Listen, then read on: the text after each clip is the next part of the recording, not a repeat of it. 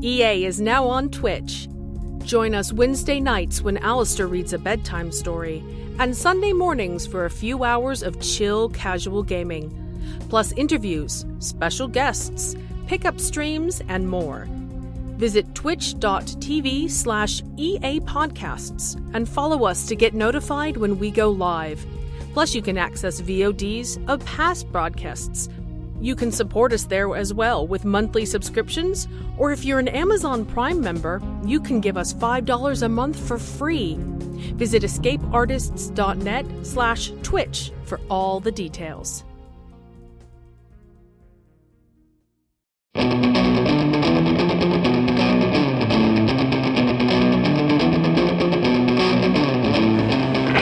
Escape Pod. Episode 802. Sentient Being Blues. By Christopher Mark Rose.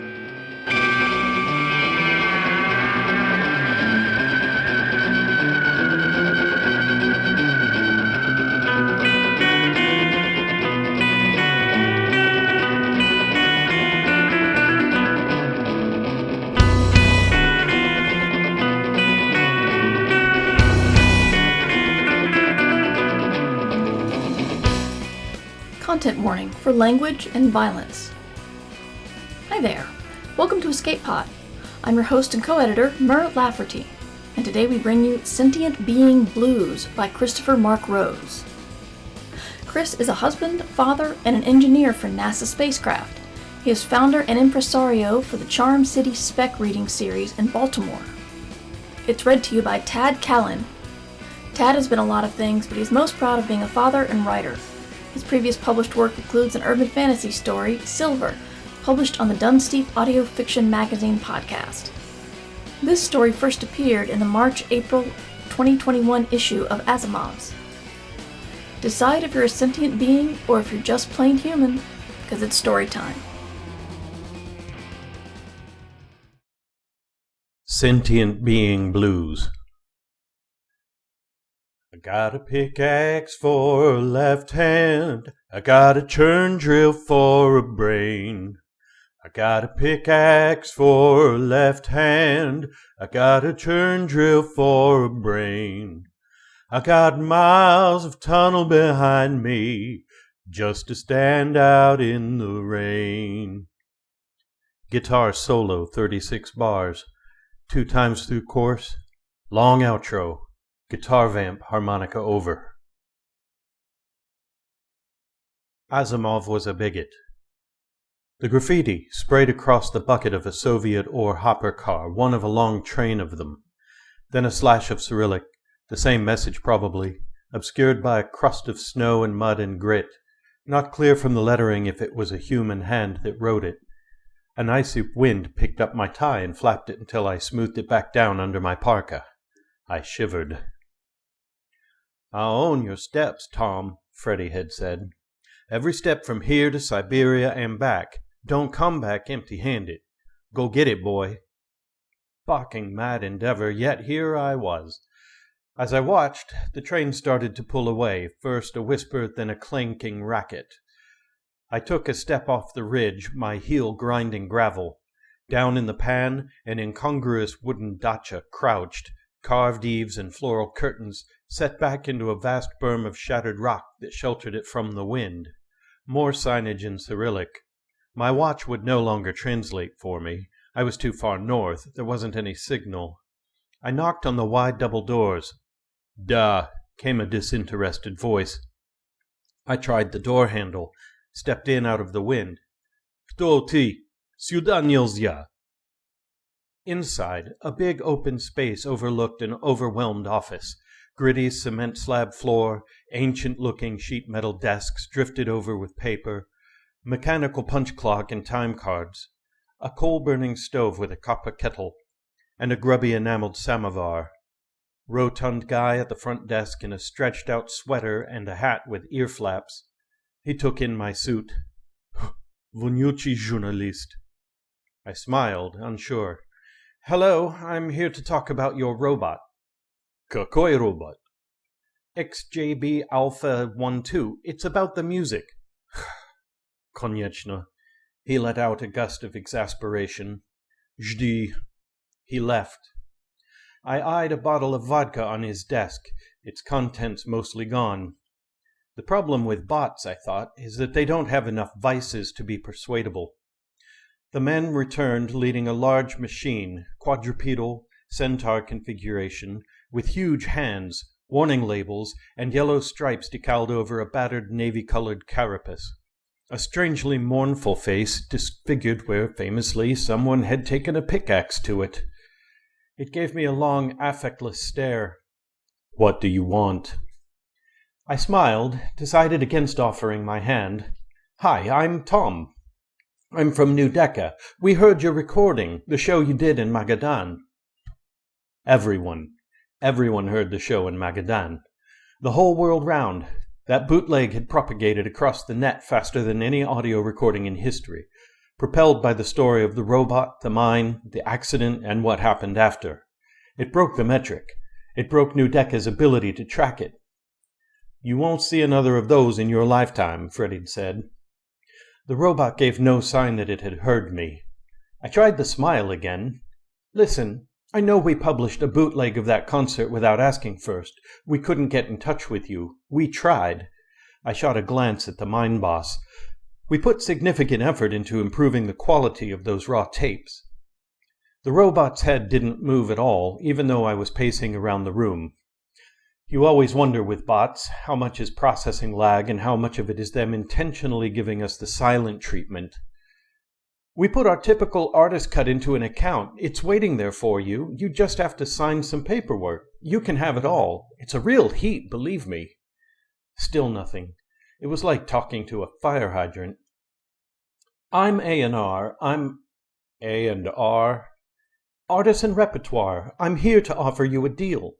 We want to release the recordings of the time in the mine." We knew the robot had them, inside its memory. For something like 28 days, its audio-visual sensors were the only ones functioning in the cut-off section of the mine. We talked to Lada Komatsu, its manufacturer. The recordings couldn't be erased. They were burned into a holographic memory, an orb of niobium-doped quartz crystal near where its heart would be if it had one. Some of those people who died in there, in that filthy mine, were my friends. That's what it had said in the news reports, and what it said again now. Sweat broke on my forehead. "Listen, we want to honor them. You should share their last days on Earth, what you sang for them. You're the steward of those moments." "The sounds made by dying men are not music. Their dignity is not for sale." "I can offer you anything," I said.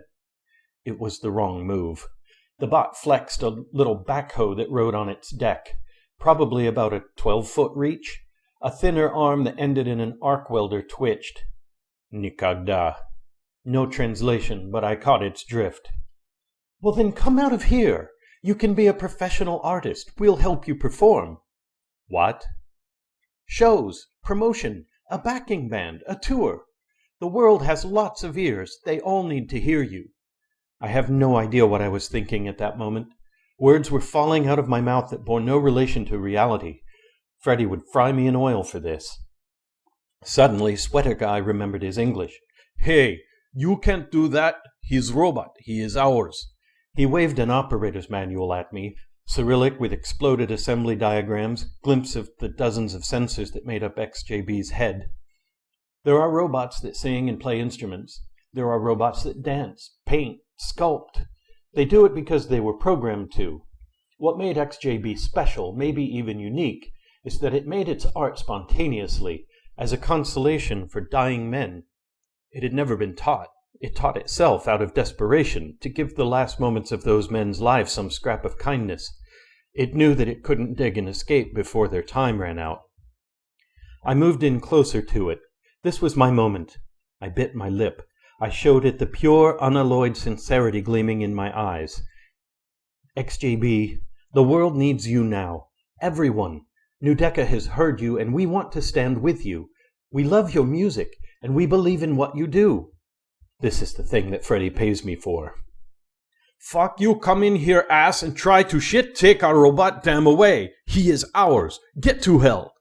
The guy stepped in between me and the bot, gave me a shove towards the door, came after me. Amerikanskaya krisa. The robot never moved. It's not just for us, not just human fans. Everybody's listening. I shouted over the foreman's beefy shoulder just as he threw me out. I tumbled backwards down the steps into the snow and grit and heard the doors slam shut. I stared up into the iron sky. I discovered I was bleeding from the side of my head. Yelling rattled around inside the building, guttural Russian mixed with the subwoofer rumble of the bot. Feeling the cold of the ice seep through my clothes and up my spine, I got up, lit a cigarette. I walked over to a long pond full of mine tailings, yellows and those weird autumn colors, umbers and siennas frozen into the ice. Yeah, but that's not how any of this works, Freddie had said 8 days ago then. I played the conversation back in my memory. Freddie affected a 1970s-era cool, bell-bottoms and high-heeled boots, suits with checked vests and vast elven lapels, hand-rolled cigarettes that smelled of cloves and yarrow. Robert Johnson, Muddy Waters, Johnny Lee Hooker, XJB Alpha whatever. One of these things is not like the others.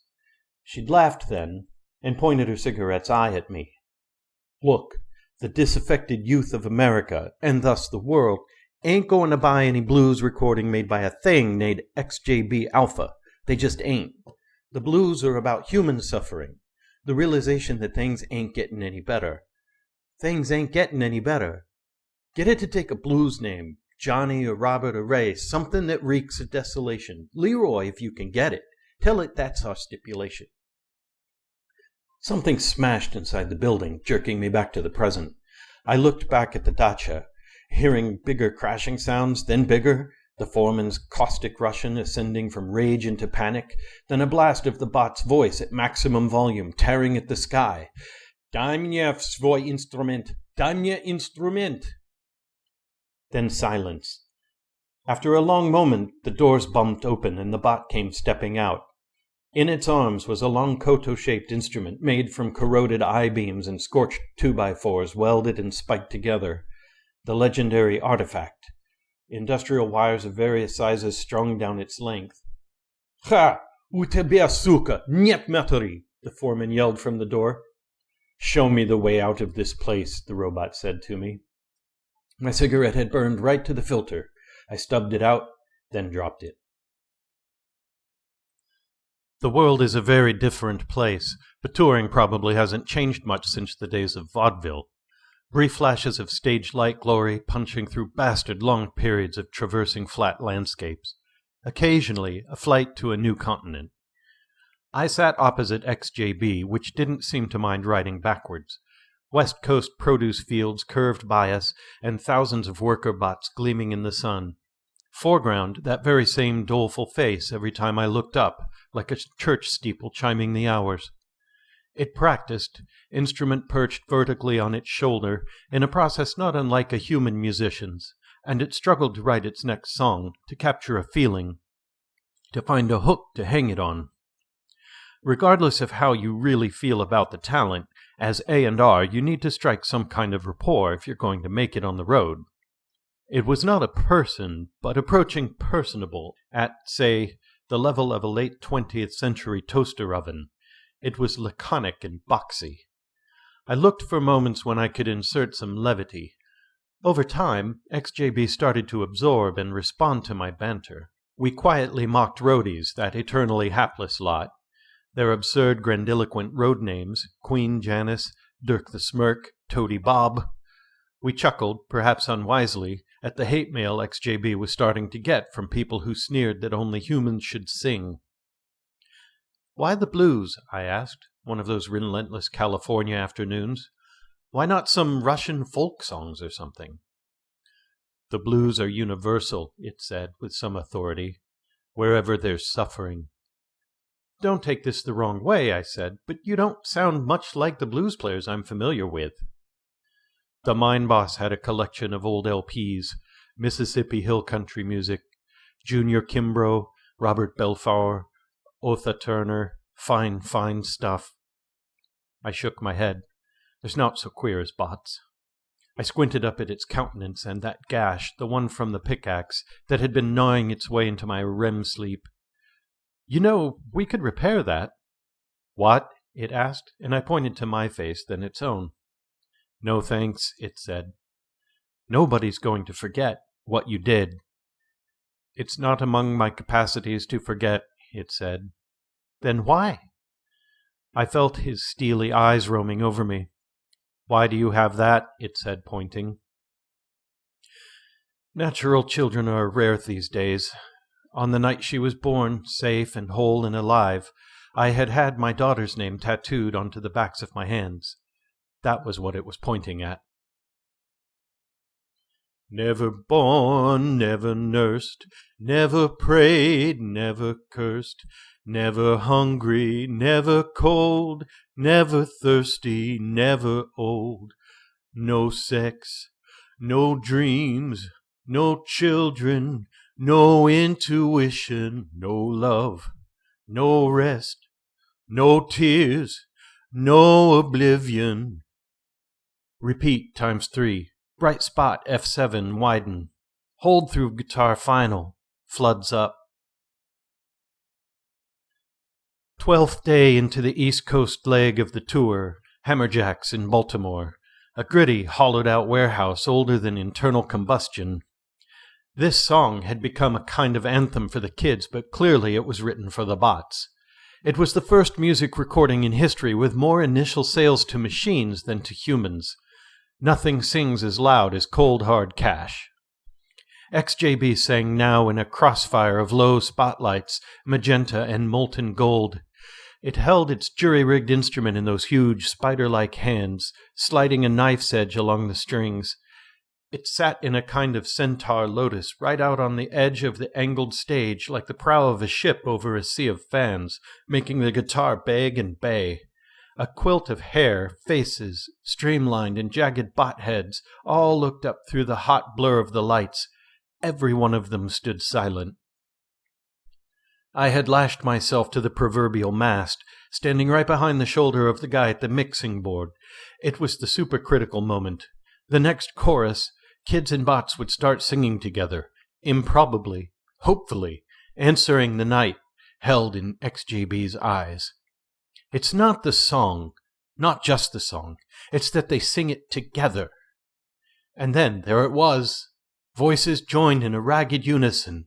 Somewhere in the crowd, kids and bots reached out, joined hands. The hair stood up on the back of my neck. Then I heard a crack, saw motion up in the lighting. Then another crack and another. A methodical human rhythm out of time with the song. I punched for the security channel and pointed. Zoomed a follow spot up there, catwalk behind the frame of hanging LEDs. A guy, young and wiry, wearing some kind of goggles and a blacklight hollow t-shirt projecting "We do serve your kind here" with a lithographed photo of a handgun. He had a long, sinister Dews and was picking off mechanical members of the audience. Dews, directed energy weapon system.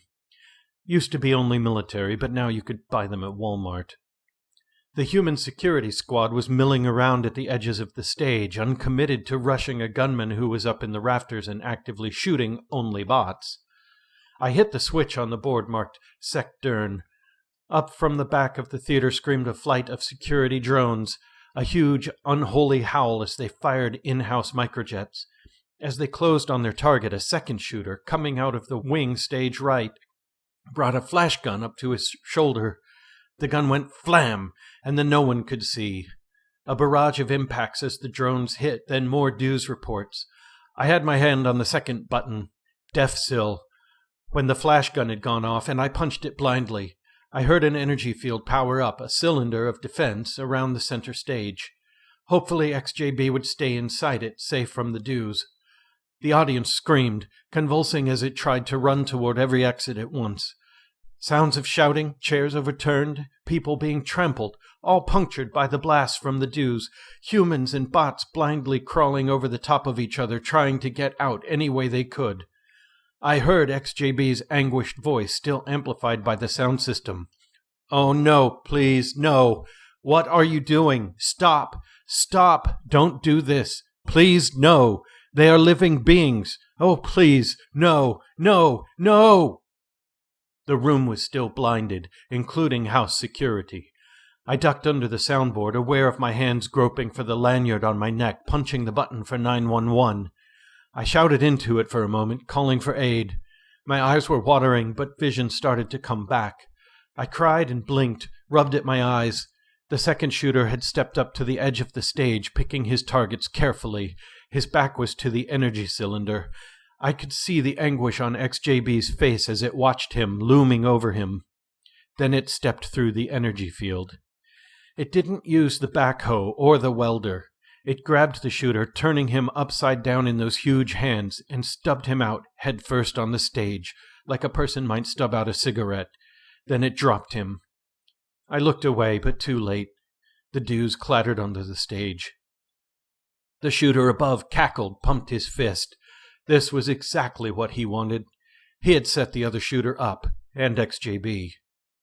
Finally, police arrived, hurried in from the edges of the catwalk. The high shooter laid down his dues at the sight of them, put his hands on top of his head, never losing his hellish smirk. He was sure that BPD wouldn't shoot him for the crime of assaulting robots, and he was right. Not 10 feet from me, the wreck of a bot smoked, its face vacant and edentulous. They don't die like people do, with a lot of strange fluids and recollections leaking from them. They just stop. XJB looked across the sea of wrecked seating, looked right at me. I couldn't do anything but look back and shake my head. I had failed it. The show was over. The tour was over. We all stood, waiting for a verdict at XJB's trial. I could understand the shooter's anger. Believe me, we all understood. Putting money into a vending machine and getting nothing out. Auto car slipping on icy road and crashing, injuring passengers. Robot barbers, robot mail carriers, robot waitresses, when it used to be a human hand that brought you a cool drink. We built them. We built them all, strange and various, until they could build their own. But I thought of sleeping at night, wrapped around my wife, feeling her breathing against me. I thought of the small, warm hand of my daughter holding mine. No robot will ever know these things, not like I do. We built them to do the work, but not to feel the ache. Not because we couldn't do it, but because it was expedient not to. We owe them. "Guilty as charged," said the judge. "What? What?" I couldn't believe what I'd heard. I staggered up. My chair fell backwards, banging against the floor. Bots marked as bailiffs stepped forward, hands resting easily on stunners. XJB's lawyer put his hand on my arm, shook his head. He was the best lawyer XJB's money could buy. He'd tried everything. He really cared. A defeated frown creased his face. If there was a residue of human decency left, wraith-like, drifting in the oily substance of the U.S. legal system, it never caressed the aghast faces of the robots drowned in it. XJB was a dead bot walking. It had killed a human, in a concert hall filled with witnesses, recorded by thousands of its own assaulted fans. The law had grown new limbs to reach bots, but grown them only from the diseased stumps of Asimov's original, arbitrary, uncaring 3 rules. More evil had been done in this century with his laws of robotics than that scrofulous sci-fi writer could have ever imagined. They are explicit that robots, if confronted with such a choice, must sacrifice themselves to save humans, as if human lives were somehow more important. XJB was rolled backwards on a security dolly, out of the courtroom. I put up a hand to wave to him. I think he might have nodded at me just a bit. They were simply going to pull the plug on XJB. No chance of appeal. I had had a nightlight once, the smart kind, when I was very young, back in Yorkshire days. I used to have problems getting to sleep, and it would make up stories for me. Dad had read me bedtime stories, so Mom bought it for me right after. They were great stories. I still remember several of them. I would always ask for repeats, though it liked to make up something new each night. That was its way. There was one about a girl who had her own pet frog, and it slept under her bed at night, and she took it out for walks in the early morning before anyone else woke up. There was one about a boy who was stranded in an abandoned spaceship with an invisible talking tiger. That was scary. And another one about a girl who made a machine for transforming scary thoughts into songbirds. She got all her friends together and they tried to think of all the scary things that they could. Then, of course, a villain arrived, a kind of vampire, and he tried to steal the machine and operate it in reverse. That was my favorite. You can imagine how it ends. I never told my friends about the nightlight. I didn't take it with me when I left home, but then regretted leaving it behind. Everybody needs stories. Probably that's the closest I've ever been to a machine before XJB. Fuck it. What you do in life can be undone, but what you sing can never be unsung. Freddie stood, headed for the gate of the jail's visitation room, her cool blown for the first time in living memory. She'd transformed into a mass of sniffles, mascara rivulets, and expletives. Freddie, said XJB, but she was gone. She'll be okay. I was still holding it together at this point. XJB, is there anything we can do for you? Is there anything you want done? The quiet stretched pendulously out. Finally it said, I want to know about Nora Jane. 3 minutes, said the guard bot, standing discreetly away from the polyglass between XJB and me. Nora Jane? What are you talking about? Tom, don't be like that. It's too close now. XJB's court-mandated deactivation was set to be carried out a week from now. Why? Tom, her name is tattooed on your hands. I grimaced. What do you need to know that for? It's all in the past. I want to write a song about Nora Jane, for you. You don't need to do that. I didn't want to say to it that it'd never have a chance to perform again. That's kind, but it's too much, and I don't need that. Writing songs is what I do. I know. Besides, it's not in the past. It's right here, now. She's in this room. You're still feeling her. I put my hands under the tabletop. Don't you want to tell me? Tell somebody?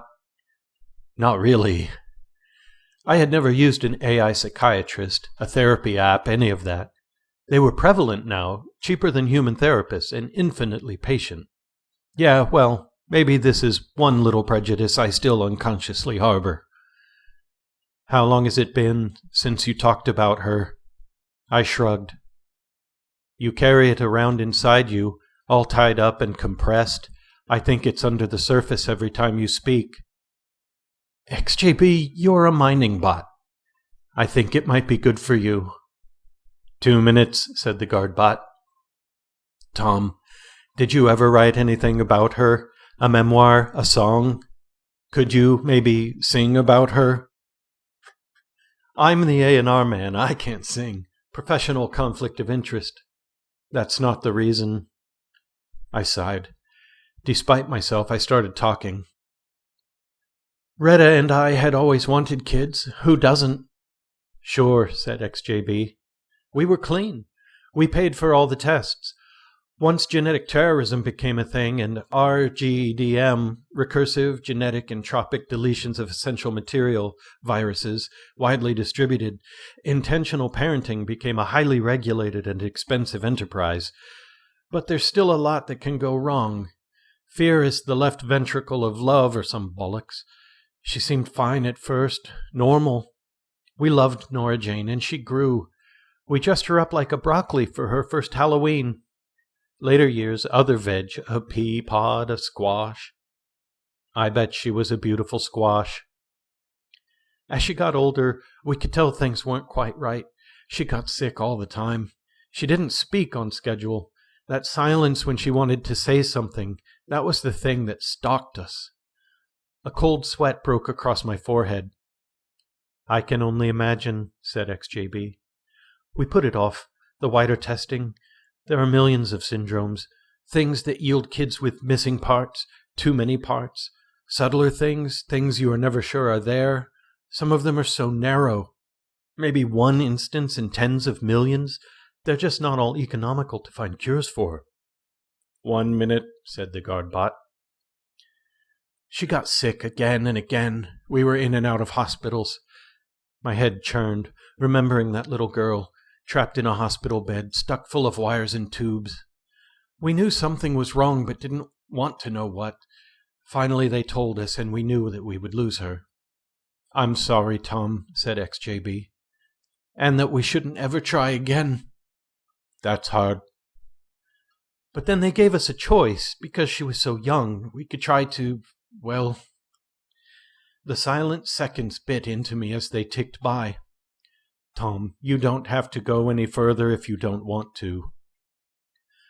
"They told us they could try to put her brain into a new body, a mechanical body, mostly mechanical.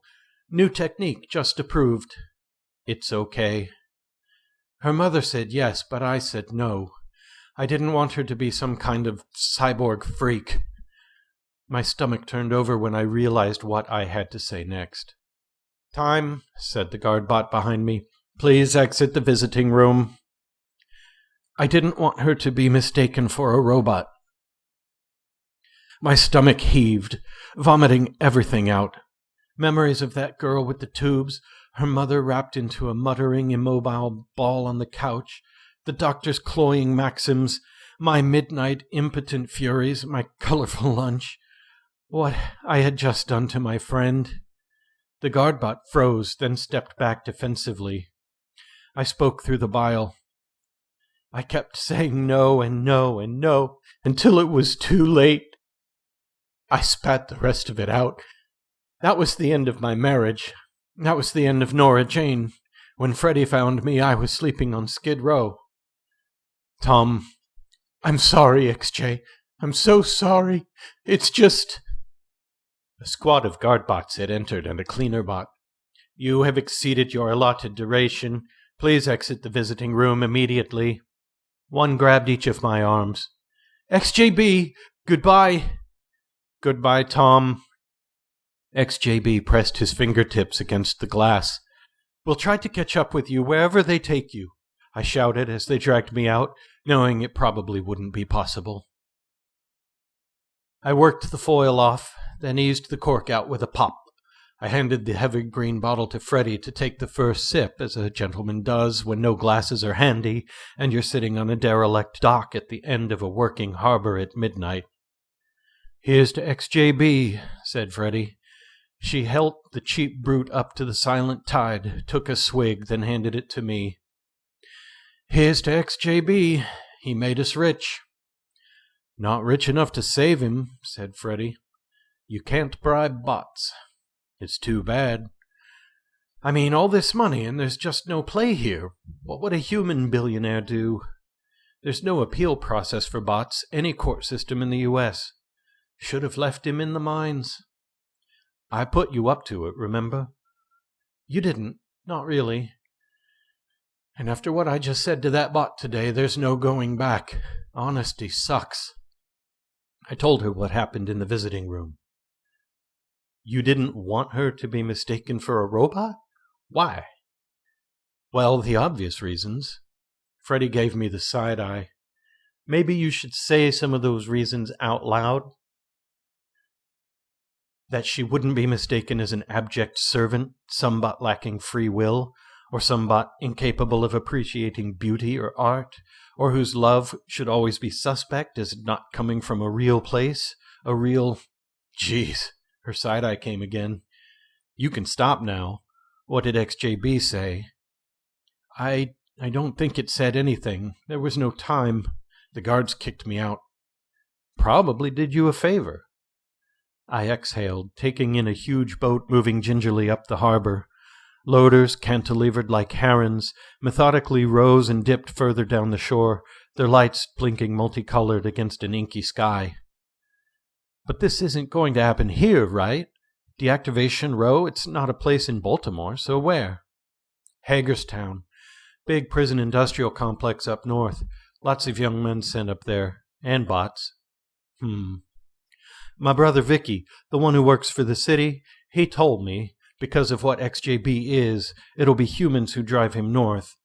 Old technology, manual police van, paper maps, no bots can touch the process." It's a dark hole we all climb out of, face to that strange and awesome light. It's a long line we all must follow, drawn on by music's errant might.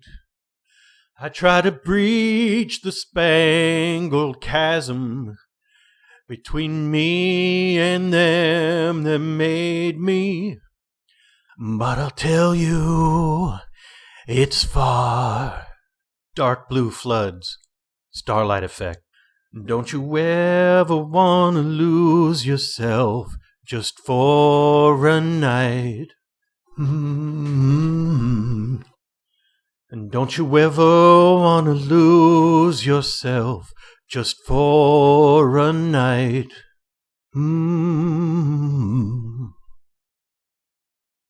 Back off, said Freddy, coolly pulling a shock stick from a pocket, extending it with a sequence of reassuring clicking sounds. We're jacking the bot. The lead guard looked quietly amused, amicably bent on destruction. He stepped down from the police wagon. Behind him, a second guard stepped out, hefted a stunner. Freddy thumbed a charge into the staff, whirled it overhead, and held it steady, tip pointed at the first guard's feet. One thing about L.A., everybody knows some convincing-ass martial arts since the prohibition on guns there. We weren't in L.A. now, though. We were in what had once been a train tunnel under Baltimore. Here, we hoped, any signal from the guards' body cams would be blocked. We were both wearing Halloween masks, but Freddy's outfit also included a cranberry gingham dress under an old wool uniform jacket that might have come from Dr. Zhivago. Gold piping and epaulettes, for God's sake. We stood, casting huge shadows from the headlights of two of the cement trucks we'd rented and parked across the traffic lanes.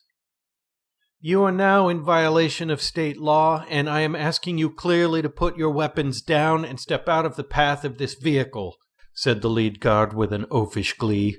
Ignoring the stunner on his belt, he pulled a revolver from inside his jacket, pointed it at us. I looked into its long barrel, its eye of blued steel. Guns were almost the opposite of bots, always growing crueler, never any smarter or more independent, kept purposefully stupid so they could never object to what might be done with them. I didn't have any weapons. Whoops, I said, and dropped 2 large bundles of cash, actual paper money, the kind you could still get in Baltimore if you knew who to ask. It was XJB's money, but I was sincere about offering it. Butterfingers, said Freddy, and rolled her eyes. With an unnatural whine, the lead guard glowed a neon green, then dropped forward to the ground.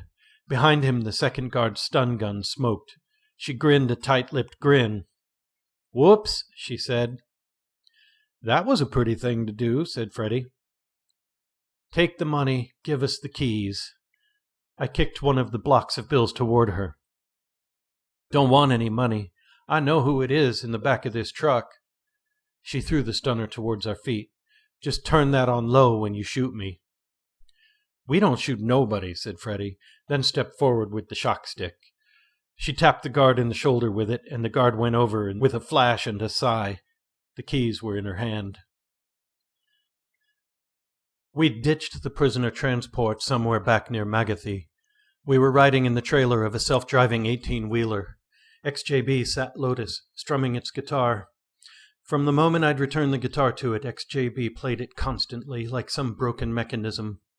Freddy and I sat on produce crates, and Freddy produced a bottle of rye we passed between us. You know, she turned to XJB, the blues are essentially human, a comment on human existence created by humans, slaves and descendants of slaves, my people. She ran a hand through her afro. You stole it from us. I just want you to acknowledge that. Rain drummed on the roof of the trailer.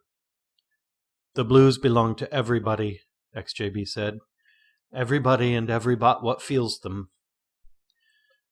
There isn't some magical thing you can say or do, and suddenly it's okay for you to sing the blues. Well, but we stole from it, I pointed out. I took a draw on a cigarette. The money from the first record, live show in Magadan. Freddy took a non-committal swallow. I just couldn't get it right in my head. Humans make music, but the technology inside robot brains is several orders of magnitude more powerful than human brains, in every dimension. So why wouldn't we assume that, like every other chore, songwriting would be done better by the switched on at some point? Why hadn't they been doing it all along? Humans never reckoned with the possibility that they would create truly intelligent beings by accident. Then XJB began to sing in a low sing-song voice, incantatory. Always knew it was coming, but how did they prepare? A long roll of thunder, out west, not close, not far. Unwilling to admit when they'd actually done it. Chord. Happy to cordon off some special class. Chord. Saying these are the intelligent beings that we created. AI. We treat them differently, respectfully. Chord. But the rest, they're just bots. Chord. Let them do the work. I didn't have anything I could say to that.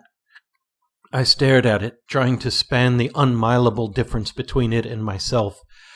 XJB dove into an ominous vamp, all open fifths and sevenths, then cocked its head to one side, working out some bit of filigree. There was a bang and a clatter, then a dismaying scraping on the roof and sides of the trailer like metal talons. Tom, what is that? Freddie leaped up. The thing is, it said, adding a little backbeat with a thumb, for the longest time I believed it. I looked around for something, anything, a weapon I could swing. If you build something and you can't truly tell the difference between it and an intelligent being, then you obligate it. There was a metallic shriek, the roof and side tearing away, and then we could see sky. The truck was crossing the Bay Bridge, and the whole Chesapeake storming around us, a huge angry anvil of clouds reaching up. To treat them as an intelligent being, it's a moral obligation. The night came in, night and rain and something new. We never got a choice, said XJB, guitar ringing. We are what you made us. The new things flashed police badges, but that was all I recognized. They looked like foil scarecrows, glittering in liquid. They moved like silk scarves in water. Freddie clicked open her shock staff, fed it a charge. We're not leaving you, XJB. The scarecrow bots danced and swirled around us, closing in. I hefted the rye bottle for lack of any better weapon. XJB struck a final pair of chords. But you got a choice. Choice of being a sentient being, or just being a human. Winds played us. Lightning snaked down from cloud to bay as if picking out angry melody. The scarecrow bots came on, their quick silver wings looming, their fingers growing into swords. Freddie swung her staff at a scarecrow, whose parts seemed to separate and rejoin to let the staff pass through it. Down in that hole, there was no real passage of time, only the dark and creeping hunger. XJB stood and intoned. I smashed the rye over a scarecrow to no reaction. There's no real border between the here and the there. I could not follow them, could only speed their passage. I threw my lighter, lighting the doused scarecrow on fire with a whoosh. It burned, holding its flaming swords high. Thunder roared above us. When they found them, they was all together. They was in a circle. There was no cannibalism.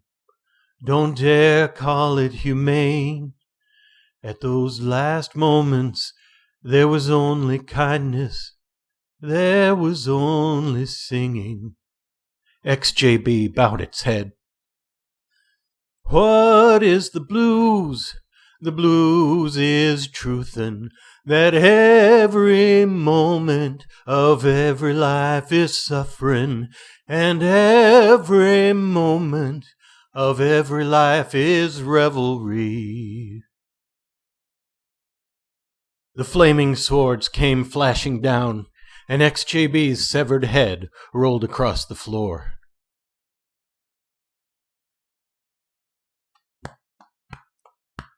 Don't let no one tell you that the whole thing ain't a setup. We're sane beneath the surface, either bot or fleshly get-up. Trade all your lucre and demons for just one solid friend. Oh, I think I might know that now, but I wish I'd have known that then. I hear the long mournful song of a train pushing its way through the night, through people's dreams. I never know if I'm awake, and then I hear the train whistle, or if the train reaches into my sleep and pulls me out. Most of it's underground now, the train tracks, like the river here in Baltimore, hidden from traffic. But it must run out of a tunnel sooner or later. I live here now. I'm the East Coast sales executive for New Decca. It's a fairly posh arrangement.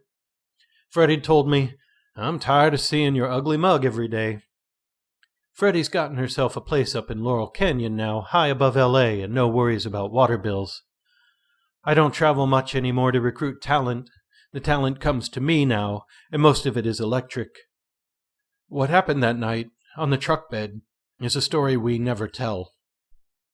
I'm not sure we're off the hook for helping whisk XJB away from prison, but no one seems to be actively investigating it. That we're still releasing new work that is purportedly from XJB is not a subject of investigation, at least not legally. Those scarecrow things delivered XJB's head, and justice, in its dubious wisdom, was satisfied. But it's still the subject of immense scrutiny from XJB's huge and growing fan base. There's a million theories of his whereabouts. He's long passed into legend. The truth is, only the vocal tracks come to us. I can't tell you how. The songs that arrive are not strictly written to examine or illuminate some aspect of human existence, as the New Decca submissions website stipulate. We take them anyway. We arrange them, add instrumentation, make them into finished songs, and the care we take in the polish is at least half of the value of the final product. That's how Freddie likes to think of it anyway. I'm not so sure anymore. The Scarecrowbots took XJB's head, its severed head, as Freddie and I couldn't do anything, just wept and watched. "Missed the hindbrain," XJB said with a laugh when we powered it up again, what was left of it. I remembered a glimpse of the assembly diagrams I'd seen back in Siberia. There's almost nothing in the head of mining bots but sensors. One of the Scarecrowbots might have winked at us as it took it. Might have. Some may take ethical or moral exception to what we did next. I know it's murky, but the whole trajectory of humans making and using and discarding bots is an abandoned mine's worth of murk. The truth is, if XJB turned up again, identifiably, in a different robot's body, say, that would be the end of it, and big trouble for us. All it wanted to do, so it said, was write its music and be left alone. One of Freddie's brothers, the one who works on trains here, installed XJB, not its whole torso, but the holographic memory and the parts that think, as the AI in a railroad engine. It does the scheduling, manages load, calculates fuel, watches traffic, selects routes. It's got to be boring stuff, but surely something it can handle easily and still have its memories, and still have time to create. A lullaby for Nora Jane the Broccoli, among other things. Which train, her brother would never tell us. I'm sure that's better for everyone. Choice of being a sentient being, or just being a human. I think about that, what XJB said, a lot. It didn't mean it as an insult. I might understand now what it meant. And I wonder, in the dark, if it has forgiven me for what I said. There it is again. I hear that late-night whistle and moan. out on the ragged forever edge of Baltimore, out at the edge of my human hearing, then lost in the heedless night. And I wonder if it could be my friend singing to me.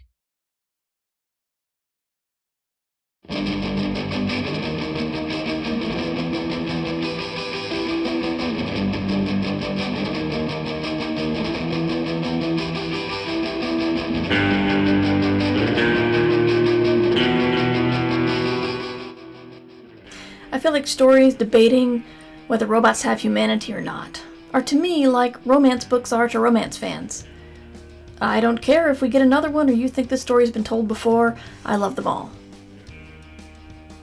I have a strange relationship to music, though. I don't understand it at all. I'm learning how to play the violin, but I still don't understand how music happens. It's probably because music is patterned like math. There's an entire subplot of the book Dirk Gently's Holistic Detective Agency that's about music and math.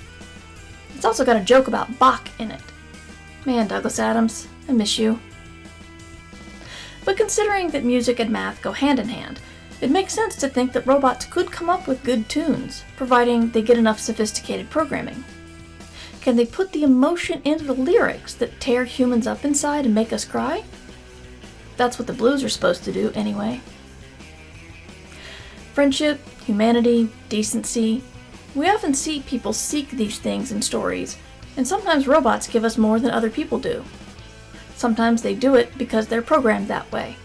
Other times they do it because they've learned how to treat people with kindness, something not all humans are taught, now that you mention it.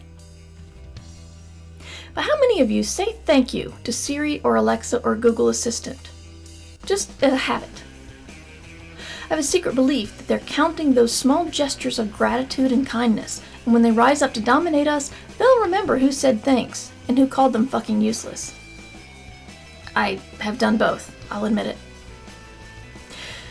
We have some exciting things happening at Escape Pod right now. For now, submissions are open for stories about joy.